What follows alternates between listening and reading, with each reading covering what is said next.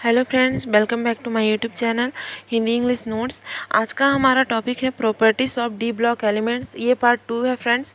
Part 1 मैंने अपने channel में डाल दिया है, वीडियो बना करके आप देख सकते हो। पार्ट 2 में हम देखेंगे, ये 4 पार्ट में डिवाइडेड है। पहला है आयोनाइजेशन एनर्जी, दूसरा है ऑक्सीडेशन स्टेट, तीसरा है कलर और चौथा है कॉम्प्लेक्स फॉर्मेशन। आइए फ्रेंड्स, आगे हम इस टॉपिक को डिस्कस करते हैं। फर्स्ट है हमारा आयोनाइजेशन एनर्जी। तो आयोनाइजेशन एनर्जी क्या होता है?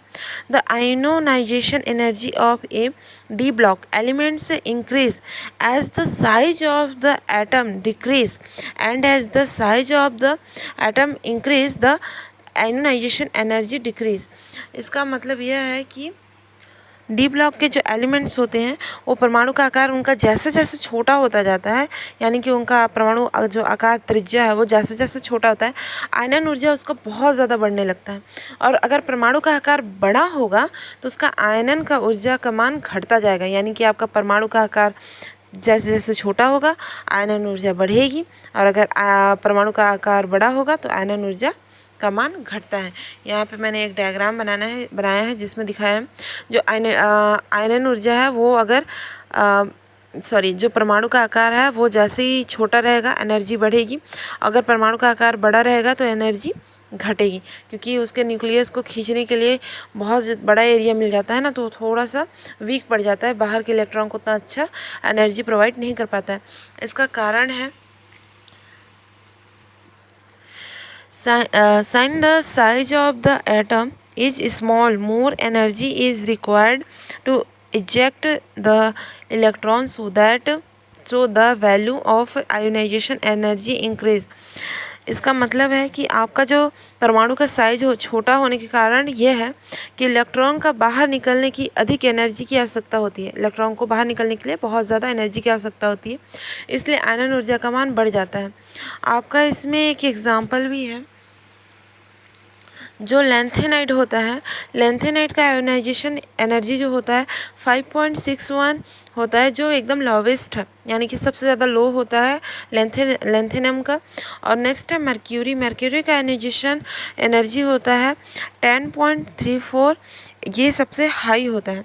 नेक्स्ट है हमारा बी, ऑक्सीडेशन स्टेट देखेंगे हम इसमें। Many oxidation state are found in d block elements, मतलब जो डी ब्लॉक के एलिमेंट्स में कई ऑक्सीडेशन अवस्थाएं पाई जाती हैं। इसका कारण यह है कि the the the reason is because the energy levels of 3D and 4D and 5D orbital are almost same as the energy levels of 4s, 5s and 6s orbital respectively, so they show different types of oxidation state। इसका मतलब है कि जो आपका 3D, 4D एवं 5D orbital में का ऊर्जा 4s, 5s एवं 6s ऑर्बिटल के एनर्जी के लेवल के बराबर होता है, यानी कि आपका 4D, 5D और जो 3D होता है वो क्रमशः क्या होता है 4s, 5s एवं 6s के लगभग बराबर होता है। इसलिए यह विभिन्न प्रकार की ऑक्सीडेशन अवस्था प्रदर्शित करती है। जैसा कि आप देख पा रहे होंगे कि आपका जैसे जैसे स्टेट अलग सारे तत्वों के अलग अलग स्टेट में अलग अलग क्या होता है ऑक्सीडेशन स्टेट पाया जाता है। आपके जो सी आर और सी यू है उसी में आपका +1 ऑक्सीडेशन का वो पाया जा रहा है स्टेट, बाकी सब में अलग अलग है। नेक्स्ट है हमारा कलर।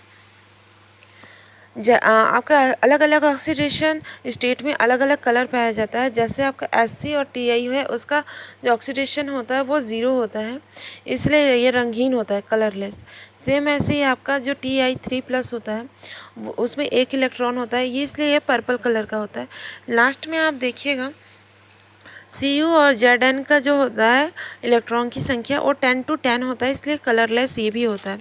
इसका क्वेश्चन भी पूछता है कि आपका जो एलिमेंट होते हैं, तत्व होते हैं, उनके कलर अलग अलग क्यों पाए जाते हैं, तो आपको इसका कारण लिखना है। Most of the 3D series ions are coloured mainly because the n-1d orbital is half filled. इसका मतलब है कि आपका जो 3D श्रेणी के अधिकांश आयन होते हैं वो रंगीन होते हैं। इसका मुख्य कारण यह है कि n-1 जो d ऑर्बिटल का हाफ फिल्ड होता है, यानी कि जो d ऑर्बिटल होता है इसमें हाफ फिल्ड होता है, ना कि फुल। नेक्स्ट है आपका Ti+4 has a zero number of electrons in 3D orbital, while Ti3+ has 1 electron present in 3D orbitals। इसका मतलब है जो Ti4+ में 3D ऑर्बिटल में इलेक्ट्रॉनों की जो संख्या होती है वो 0 होती है, जबकि Ti3+ में एक इलेक्ट्रॉन 3D ऑर्बिटल में उपस्थित होता है। इसलिए क्या होता है, जो Ti4+ होता है वो रंगीन और आपका Ti3+ होता है वो आपका कलरफुल होता है, मतलब कि हल्का पर्पल कलर पाया जाता है। नेक्स्ट है आपका they have all paired electrons, there are no unpaired electrons in them, they are colourless because they do not have d transition. इनमें सारे पेयर्ड इलेक्ट्रॉन होते हैं, मतलब कि सारे के सारे जोड़े में होते हैं, अर्थात इसमें कोई अयुग्मित इलेक्ट्रॉन नहीं होते हैं, यानी कि कोई भी ऐसा नहीं होता है जो अनपेयर्ड हो। ये रंगीन होते हैं क्योंकि इनमें डी जो ट्रांजिशन होता है वो नहीं होता है, इसलिए क्या होते हैं, रंगीन होते हैं, कलरलेस होते हैं। नेक्स्ट है आपका कॉम्प्लेक्स फॉर्मेशन।